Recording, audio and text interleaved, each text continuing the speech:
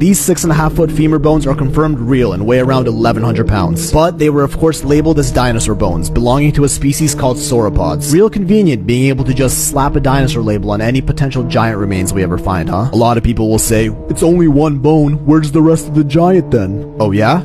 Where's the rest of the dinosaur, motherfucker? But you know what, they might actually be dinosaur bones, so let's not jump to conclusions yet. Like this two-headed mummy discovered off the coast of Argentina in the 1600s, measuring 12 feet tall and currently on display in a museum, confirmed by many physicians to be real. Now there's this, a giant skeleton over 23 feet tall, uncovered in Ecuador and 100% confirmed real, which was later dismissed as an ancient sloth? Like, come on, they're just making shit up at this point. Another photo from Ecuador. Kinda blurry, I know, but almost no evidence pointing to it being faked. Here's a giant footprint fossil in South Africa, 4 feet long and estimated to have belonged to a being 24 to 27 feet tall. And finally, there's this, a much more human-looking femur bone, and not as thick as the others. Dug up in the Euphrates Valley in Turkey, measuring 47 inches and estimated to have belonged to a giant over 20 feet tall. All confirmed real, and giant excavations like these used to get widely reported in newspapers all the time back in the late 18 to mid 1900s, but now they're always quick to sweep these under the rug for some reason. With the Smithsonian, the world's leading museum and research education institution created by the US government, accused of covering up all giant findings and instead putting the spotlight on how fake the fakes are. Like they did with the San Diego giant in 1865, which is one of the smaller ones, inspected by dozens of scientists and featured in many newspapers. After which the Smithsonian purchased the giant for a pretty large sum, and then all of a sudden, many years later, they dismissed it as a hoax, saying that it was made from gelatin and we never see it again. Google searches of these giant excavations will obviously only bring up the fakes,